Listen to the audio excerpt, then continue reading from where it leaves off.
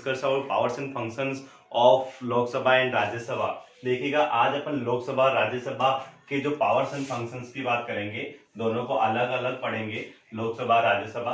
तो देखिएगा legislative power में मैंने आपको पार्लियामेंट में बताया था कि यहाँ पर जो भी लॉ बनाने का जो काम होता है, चाहे वो कॉन्करेंट लिस्ट से हो, चाहे वो यूनियन लिस्ट से हो, चाहे वो रेजिडुअल सब्जेक्ट से हो, उनसे रेलेवेंट लॉ बनाए जाते हैं। ठीक है, तो ध्यान रखना, चाहे वो कॉन्करेंट लिस्ट से हो, कॉन्करेंट लिस्ट, यूनियन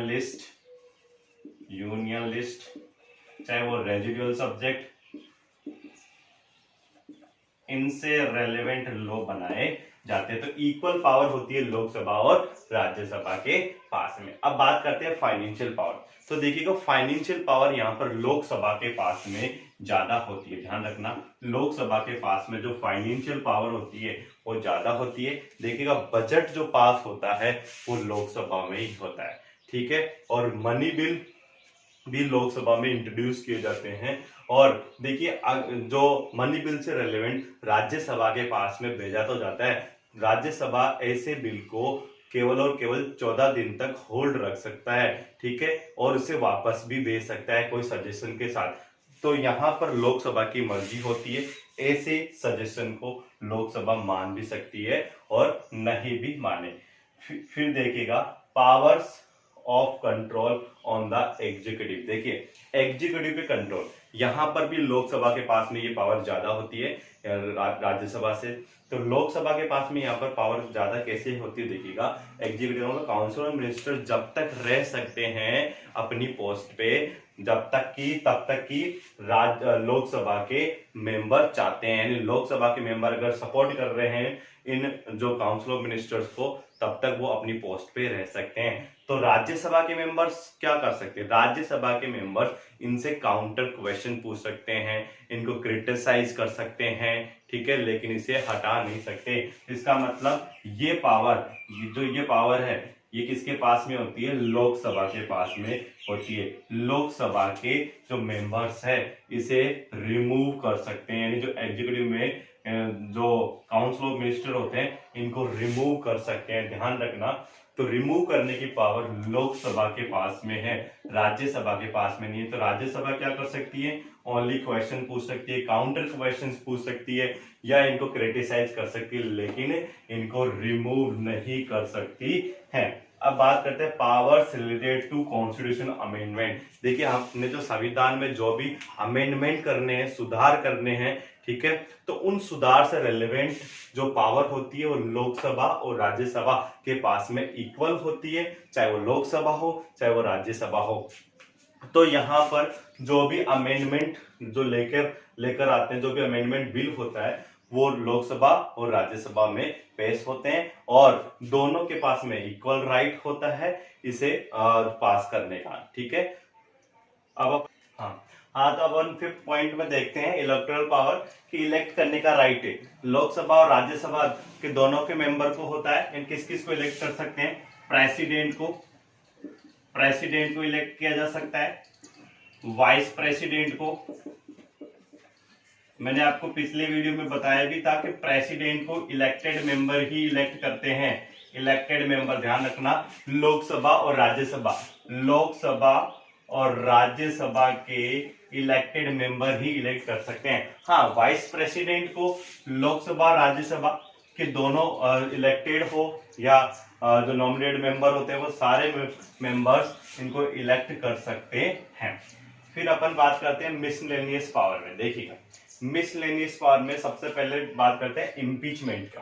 देखिए इम्पीचमेंट प्रेसिडेंट का किया जा सकता है, high court and supreme court के जजेस का भी किया जा सकता है। इम्पीचमेंट का मतलब होता है कि यानी जैसे मान लो प्रेसिडेंट को लीगली इसकी पोस्ट से हटाने के जो प्रोसेस को अपन क्या बोलते हैं, इम्पीचमेंट बोला जाता है। और मैंने आपको बताया भी था, अब तक न तो किसी सुप्रीम कोर्ट के जजेस को और न किसी प्रेसिडेंट को हटाया गया है। ठीक है, अगला देखिएगा, अब यहाँ पर एक और आना था वाइस प्रेसिडेंट। तो वाइस प्रेसिडेंट को हटाने के लिए देखिएगा इसमें एक लाइन और लिखी है मैंने यहाँ पर, the Rajya Sabha and Lok Sabha jointly pass a motion through the majority remove the vice president, यानी वाइस प्रेसिडेंट को हटाने के लिए फर्स्टली ये जो मोशन है, ये प्रस्ताव है, ये कहां पर इंट्रोड्यूस होना चाहिए, ये राज्यसभा में पास होगा। यानी इस टाइप का जो प्रस्ताव है सबसे पहले राज्यसभा में आएगा, फिर उसके बाद में लोकसभा में भेजा जाता है। अब अपन पढ़ते हैं कि कोई बिल एक्ट कैसे बनता है। देखिएगा, तो बिल को एक्ट बनने का जो प्रोसेस है मैं आपको समझाऊंगा कि सबसे पहले बिल ड्राफ्ट होता है। अब ये ड्राफ्ट कौन करता है, जैसे मान लो रूलिंग जो पार्टी होती है, जैसे अभी अपन सेंट्रल गवर्नमेंट की बात करें तो बीजेपी की रूलिंग पार्टी है, तो बीजेपी की जैसे मान लो फाइनेंशियल एलिमेंट कोई लॉ बनाना है, तो फाइनेंस मिनिस्ट्री क्या करेगी, ये ऐसा बिल बनाएगी, बिल ड्राफ्ट करेगी, और ये बिल लोकसभा और राज्यसभा कहीं भी भेजा जा सकता है। फर्स्टली ऐसा नहीं है कि लोकसभा में भेजे तो इसको लोकसभा और राज्य, मान लो कि लोकसभा में इस बिल को भेज दिया गया, ठीक है। अब ये बिल लोकसभा में वोट के लिए जाएगा, अगर ये पास हो गया तो इसे कहां पर भेज दिया जाएगा, राज्यसभा के पास में भेज दिया, और राज्यसभा में भी ये मेजोरिटी के साथ अगर पास हो जाता है, फिर ये बिल प्रेसिडेंट के पास में जाता है। किसके पास में जाता है, प्रेसिडेंट। जब तक प्रेसिडेंट इस बिल पर सिग्नेचर नहीं करता है तब तक ये बिल एक्ट नहीं बनेगा। ध्यान रखना, जब तक कि इस बिल पर प्रेसिडेंट सिग्नेचर नहीं कर देता है तब तक ये बिल एक्ट नहीं बनेगा। प्रेसिडेंट जैसे ही सिग्नेचर कर देता है तो ये बिल क्या बन जाएगा, एक्ट बन जाएगा। तो अब अपन देखते हैं स्पेशल प्रिविलेज। जो स्पेशल प्रिविलेज किसके पास में है, केवल और केवल राज्यसभा के पास में कुछ विशेष अधिकार है, ठीक है, कुछ विशेष पावर है जो केवल राज्यसभा के पास में। ये देखिएगा, Rajya Sabha has two special power which have not been provided to the Lok Sabha. ऐसी पावर लोकसभा के पास में नहीं है।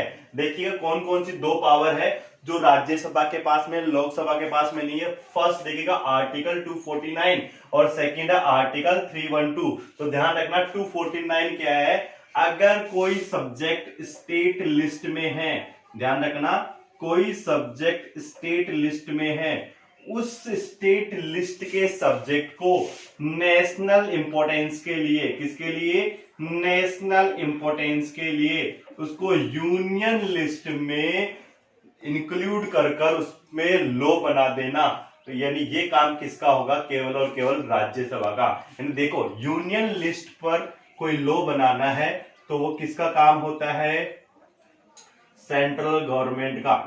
कॉन्करेंट लिस्ट जो होती है इसमें सेंट्रल गवर्नमेंट भी होती है और स्टेट गवर्नमेंट भी होती है, दोनों मिलकर इस पर लॉ बनाती है। स्टेट लिस्ट पर जो लॉ बनाने का काम होता है केवल स्टेट गवर्नमेंट का। फिर अपन बात करते हैं रेजिडुअल में भी सेंट्रल गवर्नमेंट ही लॉ बनाती है। तो ध्यान रखना, तो स्टेट्स का जो काउंसिल होता है राज्यसभा, तो राज्यसभा के पास में ये अधिकार होता है कि स्टेट लिस्ट के सब्जेक्ट को नेशनल इंपॉर्टेंस घोषित कर वो क्या कर सकती है, यूनियन लिस्ट में ऐड कर उस पर लॉ बना सकती है। तो फिर अपन बात करते हैं आर्टिकल 312। आर्टिकल 312 क्या कहता है, देखो हाँ एक चीज और इसमें देखो, मेजोरिटी इसमें 2/3 होनी चाहिए। यानी ये इस टाइप का जो पावर है, ठीक है, तो वो मेजोरिटी से पास होना चाहिए, ठीक है। स्टेट लिस्ट को नेशनल इंपॉर्टेंस के लिए आप बनाने जा रहे हो, यूनियन लिस्ट में इंक्लूड करने जा रहे हो, तो इसके लिए 2/3 की मेजोरिटी होनी चाहिए। फिर अपन बात करते हैं आर्टिकल 312। तो आर्टिकल 312 में क्या होता है कि establish knew all India services, knew all India services establish करना है, तो आर्टिकल 312 के तहत राज्यसभा के पास में ऐसा पावर होता है कि वो नई ऑल इंडिया सर्विस क्या कर सकती है, बना सकती है। Until the Rajya Sabha pass such resolution, इस टाइप का कोई रेजुलेशन, कोई न्यू इंडिया सर्विसेज से रिलेवेंट कोई रेजुलेशन पास नहीं करती है, तब तक गवर्नमेंट ऐसी न्यू इंडिया सर्विसेज को बना नहीं सकती। तो बात करते हैं न्यू इंडिया सर्विसेज होती क्या है। देखिएगा, न्यू इंडिया सर्विसेज होती है यानी ऑल इंडिया जो सर्विसेज होती है वो होता है जैसे आईपीएस हो गया, आईएएस हो गया, ठीक है, आईएफएस हो गया, ये ऑल इंडिया सर्विसेज होती है, ठीक है। इसमें सेंट्रल गवर्नमेंट क्या करती है, इनको आईपीएस, आईएएस और आईएफएस वो नियुक्त करती है, ठीक है। तो ध्यान रखना कि यहाँ पर क्या करते हैं कि अगर न्यू ऑल इंडिया सर्विसेज अपन को बनानी है तो कोई भी न्यू इंडिया सर्विसेज बनाने के लिए जो हमारे पास में आर्टिकल है कौन सा है 312 और ऐसा पावर किसके पास में केवल और केवल राज्यसभा। तो यहाँ पर लोकसभा और राज्यसभा दोनों के पावर्स एंड फंक्शंस की अपन ने बात कर लिए, कुछ स्पेशल प्रिविलेज के बारे में भी अपन ने बात कर लिए। ये जो प्रिविलेज है ये विशेष अधिकार है केवल और केवल राज्यसभा के पास में है